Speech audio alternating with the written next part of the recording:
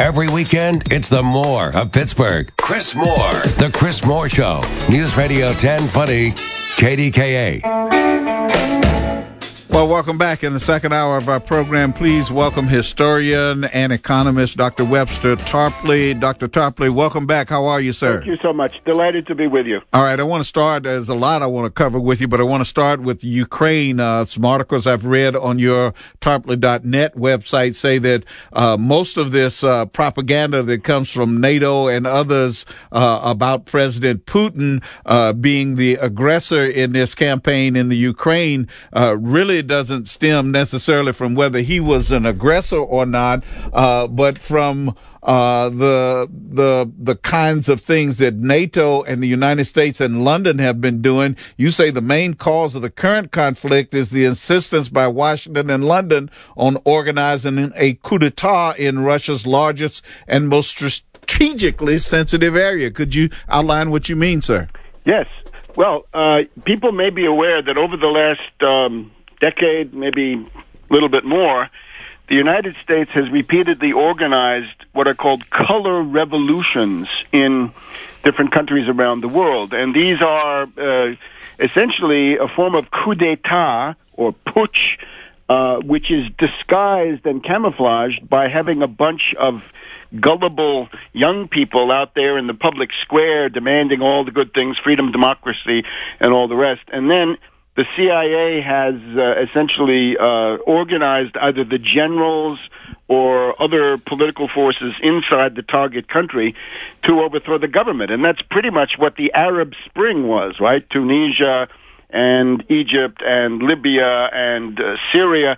In some of those, it has succeeded, right? In Tunisia, but in some others, it's failed. In Libya, I think Libya probably shows you where these things lead. They lead to absolute chaos. But anyway, there had been a color revolution in Ukraine back in 2004, so-called Orange Revolution, and that had brought in a pro-Western, pro-NATO government. And they decided that since a kind of a middle-of-the-road, halfway European, halfway Russian president, Yanukovych, had come in about 2010, NATO decided that they would get rid of him. So they'd organized a color revolution.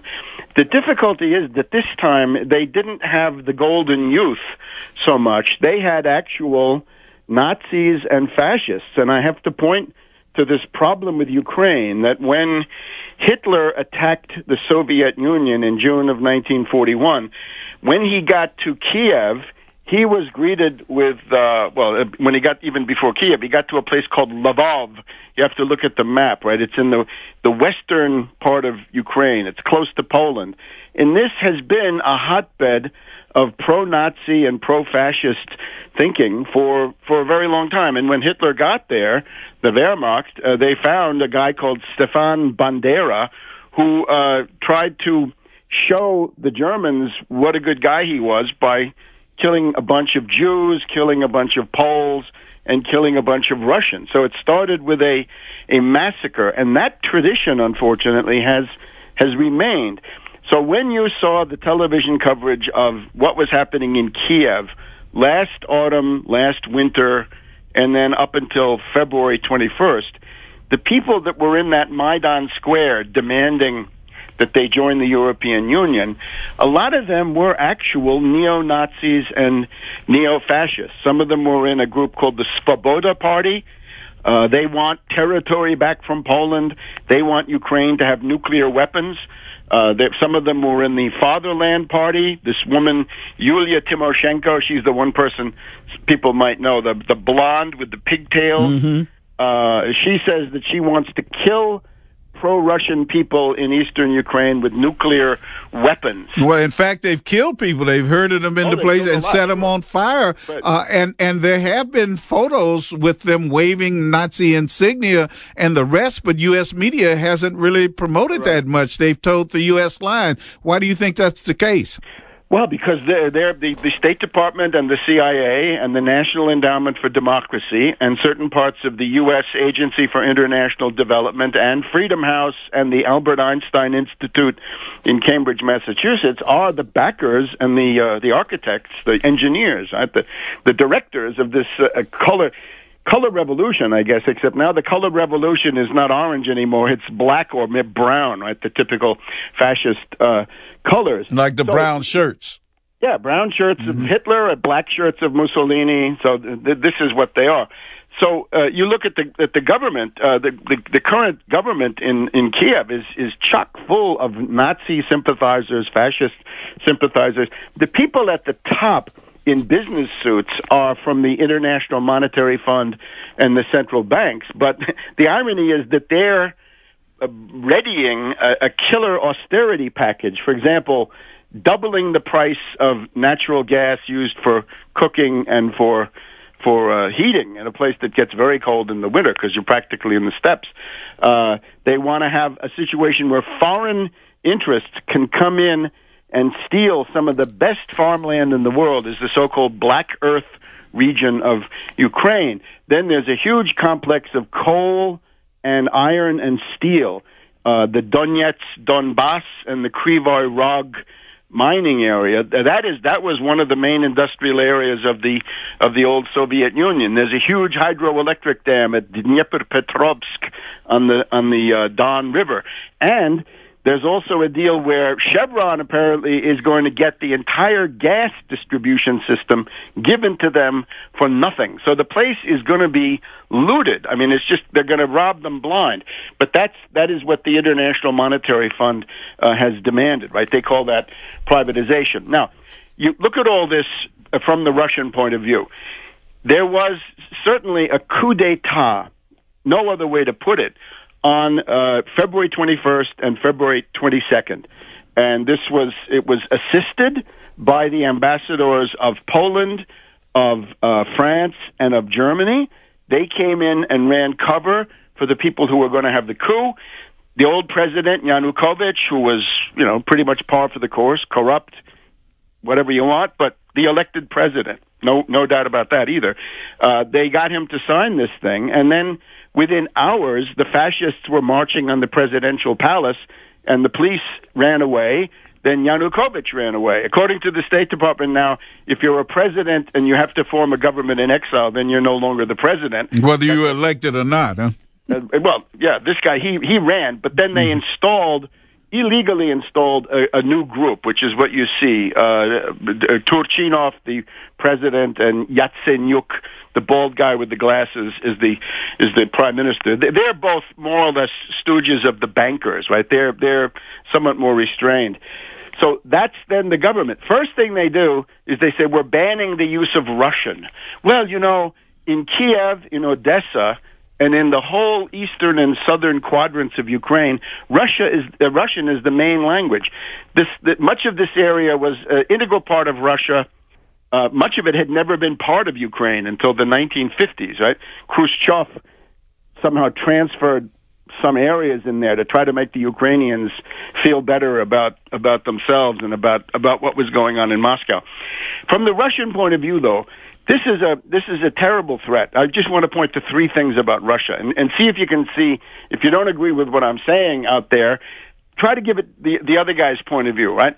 Russia has always been invaded from this direction, right? Coming through White Russia and Ukraine. That was the Poles in the 1600s, the Swedes in the 1700s, Napoleon in the 1800s, and Hitler in the 1900s, in the 20th century. The other thing about Russia is they've always tried to get access to the ocean, right, to the world ocean. A warm water port.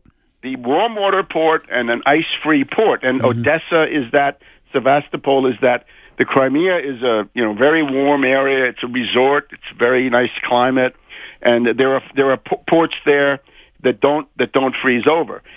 And then you have this problem about Nazism and fascism, right? You have to understand the Soviet Union is what defeated Hitler, right? The D-Day was a heroic effort and certainly shortened the war, but the turning point of the war was not that. It was Stalingrad at the end of 1942 and the beginning of 1943. That is pretty much the turn of the tide. Mother Russia's winter helped in that regard, and people forget how many Russians died fighting the Nazis. 20 million. So here in the U.S., our losses are about 500, 600,000. With Russia, it's 20 million. So we have to give them something on this, and therefore they're very sensitive to the idea of having a fascist Nazi government occur on their border. Look at what the U.S. does, right? Communists come to power in Cuba, and the U.S. goes bonkers, and this hasn't ceased, right? Suppose we had a Nazi coup in Mexico of people who banned the use of English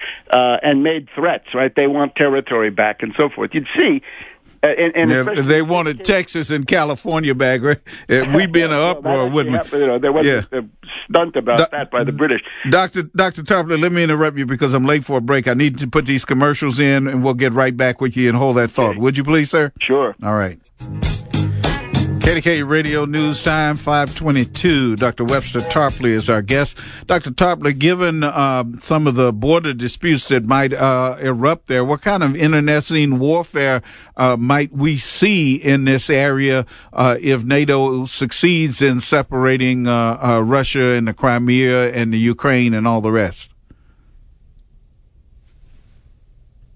Ukraine, or what's left of it, rump Ukraine, I guess we can call it. They want that as a member state of NATO so that they can roll their artillery pieces and their aircraft right up to the Russian border.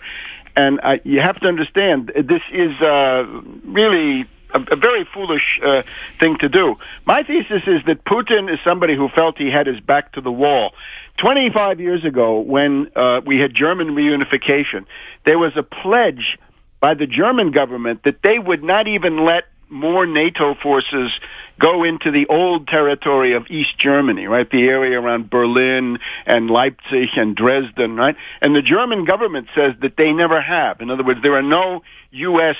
bases in what was East Germany. But unfortunately, under Clinton, we had this, I think, really crazy, lunatic, I would say, idea that Poland, Hungary, the Czech Republic, Slovakia, that they should become members of NATO. What was the reason for that, right, if you're looking forward to a future of peace?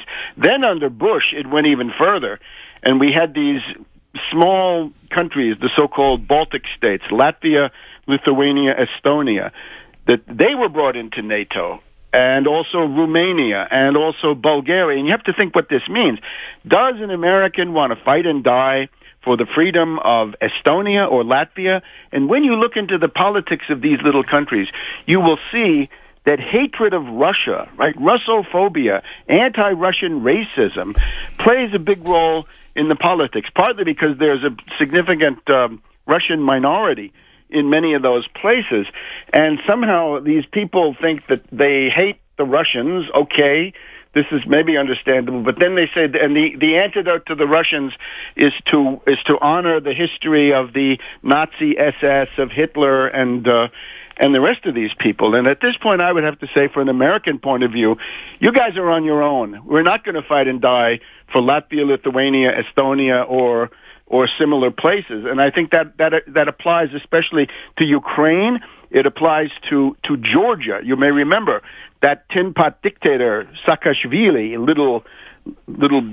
a fascist dictator, attacked Russia. He attacked in August of 2008. Don't let anybody tell you any different. He fired the first shots. He had a toy army. He thought he could get somewhere. That almost blew the lid off the world, because in the White House, Cheney was in favor of bombing the southern end of a tunnel that the Russians were using to bring military forces in. So he would have been bombing Russian tanks and trucks and killing Russians. I shudder to think how close we have come, and with all these other conflicts. There are a lot of other subjects I want to cover with you. Libya, Iraq, and what's happened there, austerity programs in Europe, and so much more. Dr. Webster Tarpley is our guest. We'll continue in a moment. News is next on KDKA. We hope that you will stay with us. We will continue our conversation with Dr. Webster Tarpley. We want to talk about things that happened in Libya and those kinds of wars, Iraq. We'll talk about Sergeant Bergdahl as we will lead into our guest in our next hour, Donald Scales. So stay with us right here. Our number is 1-866-391-1020. You can also write us at the Dollar Bank Instant Access Center at our website, kdka.com. More with Dr. Tarpley in just a second.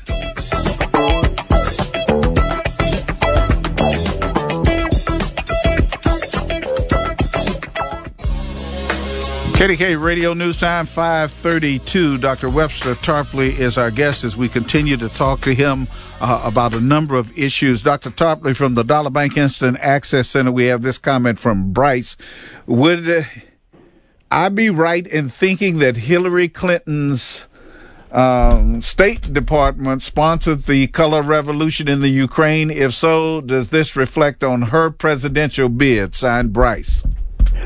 Well, the first one was 2004, so that was under Bush the Younger, and then the more recent one actually started last year. But you're correct in this sense.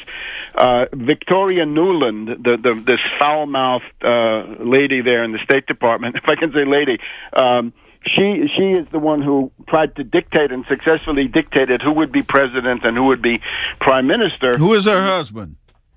Donald Kagan, neocon, famous neocon at the American Enterprise Institute, and he was the top foreign policy advisor to Romney. So you see, there's a nest of neocons in the State Department. They thought they could get back to power by way of Romney, and that's Benghazi is essentially their attempt to do that. We can mention that in a minute.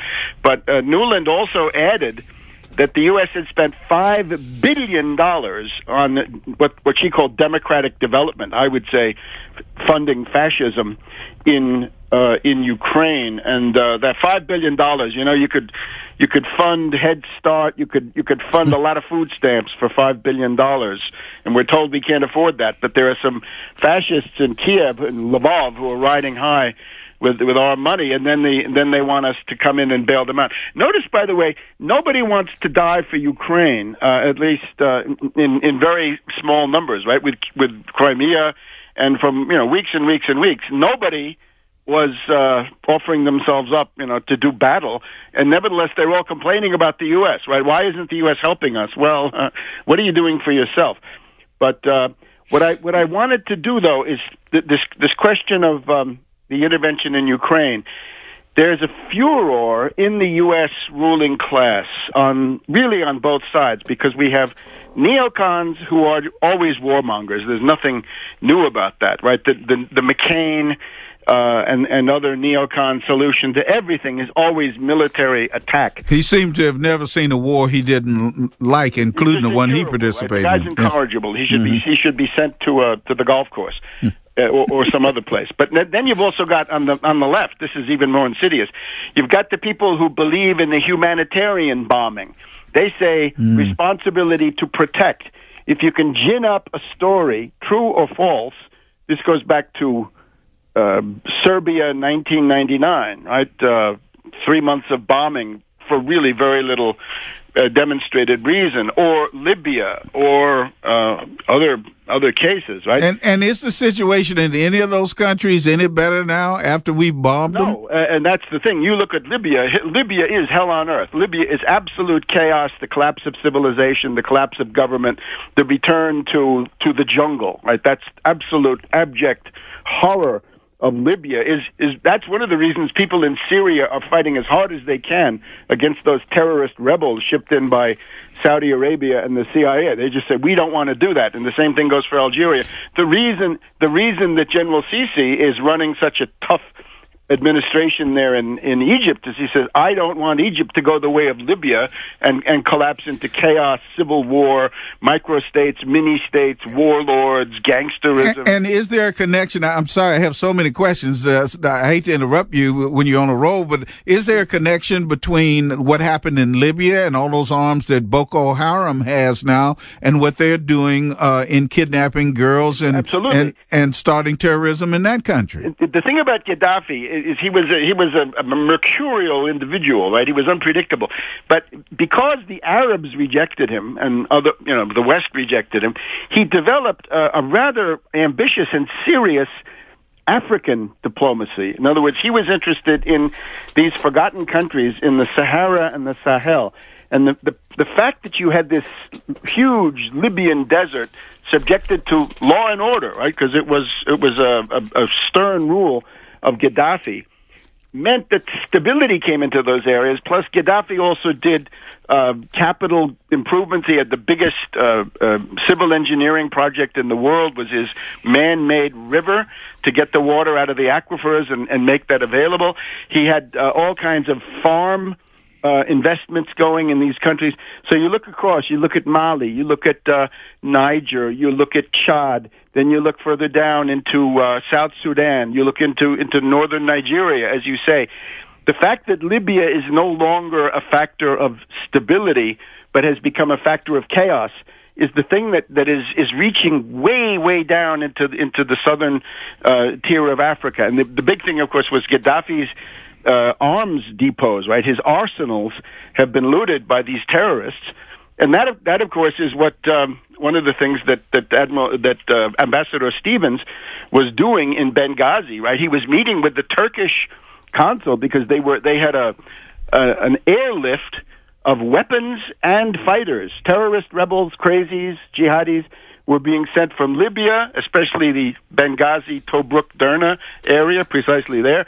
They were being sent into Turkey, and then they were being deployed against Syria. So there's a kind of an international effort, and Gaddafi was the one who at least fought that and slowed it down. You mentioned Benghazi several times. There have been so many congressional hearings, I think 12 or more. There's one more. It seems to me that they ought to ask the right questions about this rather than trying to block Hillary Clinton. Not that I'm a huge fan of hers from running for president. That seems to be the objective of the Republicans there. But if they ask questions about what was that mission doing there anyway, was it serving as a prison, a torture chamber, or arms funneling, or any of those things, then maybe we'd find some insight into Benghazi. What do you think? The mission of that entity, because it was not even a consulate in Benghazi, was to organize the airlift of weapons and terrorist rebels, international jihadis, right, coming from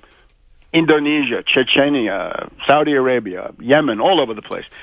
Those people, mercenaries, were being shipped from Libya to Turkey to then go into northern Syria. However, what happened then on September 11th of 2012 was an October surprise in September. It was an attempt to install Romney as president. As I said, the entire neocon network and the Islamophobia network, which is similar but not identical. Bolton is a kind of a key man who's in both. They decided that they would try to embarrass Obama, that they would try to, deal him a fatal blow in the elections by organizing this thing. If you want to have serious hearings, there are two people you must call. General David Petraeus was the head of the CIA. He controlled 20 to 30 heavily armed, well-trained CIA paramilitaries who were available in that annex, not the consulate so-called, but the annex, and they never intervened. Why didn't Petraeus order them to intervene? Or better yet, maybe he ordered them not to intervene. There was a stand-down order. So he has never been grilled. I want to see him grilled. And then there's General Carter Ham, the head of U.S. AFRICOM, and that controls that area for the U.S. The closest base is not Aviano, Italy, way up, in the northern part of Italy. It's right on Sicily. It's called Sigonella. That's about an hour or two away. They could have had planes and troops. They could have had everything. I want to hear from General Carter Ham. What did you do to send in forces? And I want to hear from General David Petraeus. Why didn't the CIA intervene? Otherwise, it's just a sham hearing. I guess the other part of that is what are we going to do about all of these hearings in terms of Mr. Obama and anything else? Is he really any better than the neocons in terms of being a warmonger and going into Libya, wanting to go into Syria, and all the rest? I think right now Obama is tactically better. in the sense that he has avoided the big military escalation, the big war, the big attack that the neocons have been demanded. He came very close to the brink during Syria last September, but when Putin offered a way out, Obama had the sense to take it. And I think that showed a certain amount of courage. I think that was one of the better moments of the Obama administration. Now, if you look at Ukraine, you'll see that Obama shoots his mouth off quite a bit. This past week when he was in Poland, he shot his mouth off, I'm afraid, too much. But if you look at what he's done... Well, at least there wasn't another red line in the sand, but go ahead. He has not done anything much for Ukraine. Right? The Ukrainian Yatsenyuk came here and he said, we want weapons, we want troops, we want all these things. And the answer to that was no, no, no. Another interesting thing, in the ruling class, we have people like Jessica Matthews of the Carnegie Endowment for International Peace. She's also on the board of trustees of Harvard University. This is a ruling class figure. She's in favor of sending one NATO division into Ukraine. She wants one U.S. brigade and then one battalion from 5 to 6 NATO countries. That would make a division in anybody's army. That seems to me that would lead to worldwide war. That's but this is precisely what Obama seems not to want. Now, when we look at this Bergdahl, right, because I think that's germane at this point. What is this hysteria about Bergdahl? I think what you're seeing is an attempted warmonger coup. In other words, a cold coup, not rolling tanks through Washington, but a coup the way it's done here in Washington, where you isolate Obama, you control his sources of information, you control his options, essentially. Obama has put, very foolishly, but Kennedy did it too, so maybe it's not so unusual. The people that Obama has around him, Rice and others, are warmongers. They're interventionists, and he has already. And Hillary is going to tell you about that, right? Hillary says in her book, she, along with Panetta at the Pentagon and the Joint Chiefs of Staff and a number of others, tried to get Obama essentially to bomb Syria in 2011 to 2012 especially, and Obama said no. So he has stood up to these people. Concerning Hillary, by the way, in this book, she says she now realizes that her vote to attack Iraq was wrong. But she's also a warmonger on Syria. So I would say you have learned nothing. You're a incorrigible hawk and warmonger, and we simply cannot tolerate such things. Another one that ought to go to the golf course, huh? Another one that ought to go to the golf course, huh? Yes. All right, I need to take one last break before we have one more segment with Dr. Webster Tarpley. Dr. Tarpley, hold on, please. Sure. KDK Radio News Time 5:50. Dr. Webster Tarpley is our guest. Dr. Tarpley, I really want to talk about Bo Bergdahl in the 5 or 6 minutes we have remaining with you. It'll be a good lead-in to my nephew, a United Steelworkers official who he and his father and I call him the world's leading authority on everything. He's been studying this Bo Bergdahl matter, but I wonder what your take is on it, sir. Well, I think you have to see the hysteria of the Republicans, the Libertarians, also in the media. I think, as I said, I think this is a camouflage for an attempted warmonger coup in Washington, and this doesn't have to be an all-at-once coup. It can be a creeping, cold coup. There are all kinds, right? Remember, in the first term of a presidency, the president is controlled by his need to get money to run a campaign to get reelected. In the second term of a presidency, the control is that the oligarchy breaks the power of the president by scandals, right? So Watergate, Monica Lewinsky, Iran-Contra, the breakup of the Bush administration, and so forth. What it is right now, though, is you have this cross-party, bipartisan neocon and humanitarian bomber consensus that there has to be an attack on Syria at the minimum, stop negotiating with Iran and go for some kind of a confrontation with them, and go for a confrontation with Putin. And that would include doing it in Syria. Right? That's the Anne-Marie Slaughter version of that. If you look at the facts of Bergdahl, this is a fairly standard thing, right? back in the Cold War, we had Francis Gary Powers of the U-2 was exchanged by Kennedy for Colonel Rudolph Abel. Colonel Rudolph Abel was a KGB colonel who ran a Soviet espionage network in the United States from Brooklyn. So this was a valuable, important guy, and he's exchanged for a pilot whose, intelligence value would be, I think, less, although his public fame. Do you see any kind of link like that, and the fact that the Israelis want, what is his name, freed also? The Israelis routinely exchange 1,000 people for one of their own, right? They value their own people. Maybe we should learn that. I would say the following. If I were Obama, I would not tell any Republican, especially Saxby Chambliss, oh, God, who is a known scoundrel, going back to when he got elected. Remember, he was running against Max Cleland? That's right, a man who lost both legs and an arm in Vietnam. And this Saxby Chambliss came along and said, you're not patriotic because you don't support Mad Dog Bush and his Iraq war. That guy's a scoundrel. I wouldn't give him the time of day. For this reason, that now, since we know that there is this push going on, we've seen it since Benghazi, the Republicans are looking for a way to break Obama and make him essentially go along with these wars. There's an issue of trust.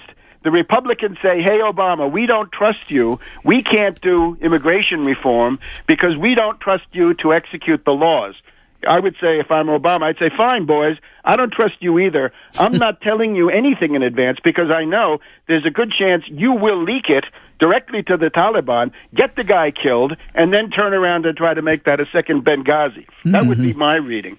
So I wouldn't do it. Now, of course, there's a level of confusion and friction and so forth. I would say, as far as Bergdahl is concerned, he's a victim. He probably has shell shock, PTSD, post-traumatic stress disorder. I would just regard him as a victim. What about the fact that they say he walked away from his unit? Should he be considered a deserter? Maybe he was going into town to have a few drinks and look for some women. I don't know. It happened in Vietnam. I know guys who used to go down to Ville unarmed to do that same thing, and it scared me. Let's go, Chris. No, I'm not going, man. It scared me to death. In other words, the furor, the hysteria, blown 1,000,000 times out of any proportion, indicates to me that the oligarchy is uniting around this idea that they've got to break Obama to the point where he gives them the Syrian war they want, and then they can go on to Iran, and then they're looking for confrontation with Putin. And where is the anger? They talk about the 6 or so soldiers lost looking for Bergdahl. Where's the anger at the 2,000 or more that have been lost in Afghanistan in an illegal war in the first place? Right, and we have for four dead in Benghazi. Who this is unfortunate. What about the 6,000 that died in Iraq? The Republicans have never held a hearing about what went wrong with the Iraqi weapons of mass destruction intelligence. Well, Dr. Tarpley, as always, our time is entirely too short. Is there a website, tarpley.net, that we can go to and read you? You can listen to I have a weekly program of my own, World Crisis Radio. I just made an appearance at the Left Forum in New York City last Saturday, so there are all kinds of relatively timely things up there. Articles, I have an article proving that Ukraine is maybe not even a country, that it was created by the German General Staff in 1918 to get food for the German army fighting World War I, and similar things like that. So I urge you. I also look at the United Front Against Austerity. That's a kind of a think tank. And the Tax Wall Street Party, which supports candidates, among them Dan Berdorf in Nebraska, who's running against Ben Sass, and we could do a whole program. I hope we do. We'll do one shortly, okay? Okay. All right. Thank you, Dr. Tarpley. Bye-bye. Bye.